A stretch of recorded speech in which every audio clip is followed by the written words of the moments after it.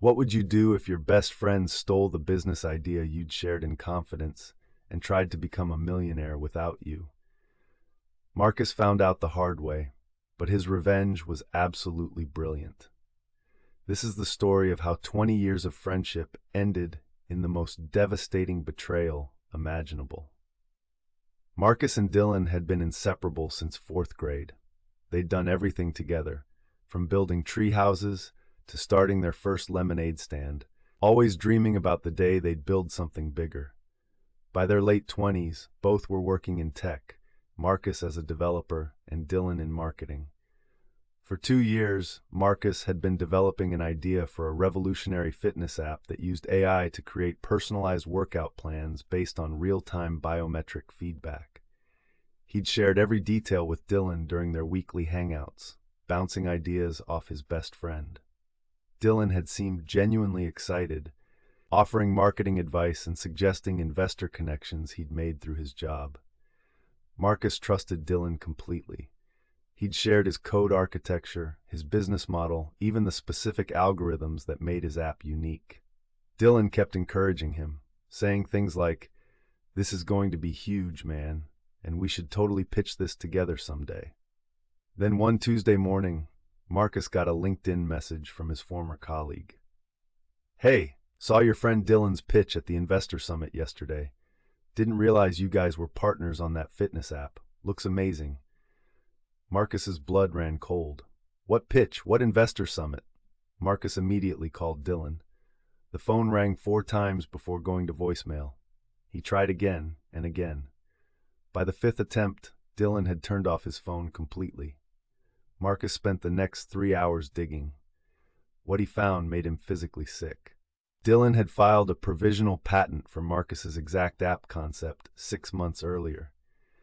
He'd pitched it to 3 major venture capital firms, claiming he'd spent years developing the idea himself. Marcus's name appeared nowhere in any documentation. The worst part? Dylan had used the investor connections from his marketing job, connections he'd promised would be there when Marcus was ready to pitch. He'd literally stolen Marcus's future right out from under him while pretending to be his biggest supporter.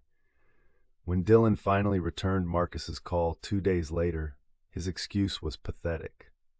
"Look, man, you were taking forever to actually do anything with it. I just moved things along. We can still work together. I'll cut you in for like 10%. 10% of Marcus's own idea." Marcus's first instinct was to get a lawyer and sue. But patent law is expensive and complicated, and Dylan had been smart about covering his tracks. A legal battle could take years and drain every penny Marcus had saved. So Marcus decided on a different approach. He'd use what he knew Dylan couldn't fake: the actual technical knowledge. See, Marcus knew something crucial. Dylan was a marketing guy who barely understood basic code.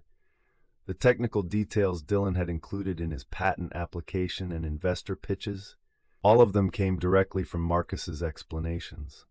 And Marcus had documentation proving he'd developed those specific algorithms months before Dylan's patent filing date. But here's where it gets interesting.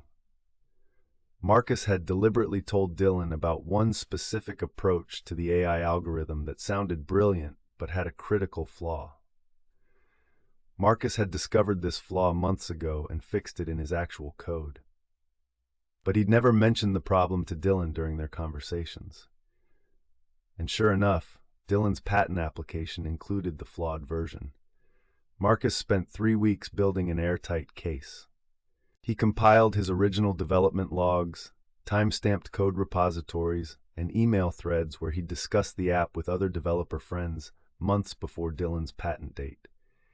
He even had voice memos where he'd recorded himself working through technical problems, all dated and backed up to the cloud.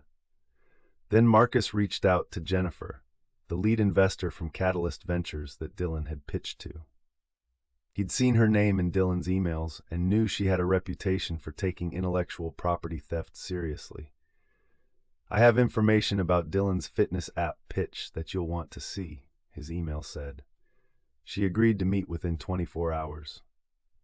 The meeting lasted 90 minutes. Marcus walked Jennifer through everything with the methodical precision of the developer he was. The timestamps, the code evolution, the documented flaw in Dylan's version, and most damning, the messages where Dylan had explicitly asked Marcus to explain technical concepts that he later claimed as his own innovations. Jennifer's expression shifted from skeptical to furious as the evidence mounted. "We're about to sign a term sheet with Dylan for $2.5 million, she said quietly. "If you're right about this, he's not just a thief. He's committed fraud in his investor presentations."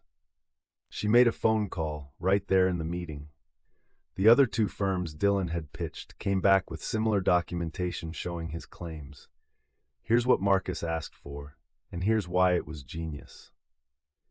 He didn't want money from the investors or even to pursue the app with them himself. He wanted Jennifer to invite Dylan to one final meeting, ostensibly to sign the term sheet, and let Marcus attend. He wanted Dylan to know exactly why everything was falling apart. The following Tuesday, Dylan walked into Catalyst Ventures' conference room expecting to become a multimillionaire. Instead, he found Marcus sitting next to Jennifer, 3 folders of evidence on the table, and representatives from the other 2 firms on video call. The color drained from Dylan's face instantly. Jennifer didn't waste time. "Dylan, we've discovered some discrepancies in your patent application and pitch materials. Specifically, it appears the core technology was developed by Marcus, not you. We have time-stamped evidence dating back 18 months. Dylan tried to bluff, stammering about collaboration and shared ideas, but every excuse crumbled against the documentation. The investors didn't just pull their offers. They blacklisted Dylan in the tech investment community, sending warnings to their networks about his fraudulent claims. His marketing firm fired him within the week when they discovered he'd misused company connections for personal gain. The provisional patent was challenged and abandoned because Dylan couldn't defend the technical aspects under examination. Marcus never did pursue the fitness app commercially.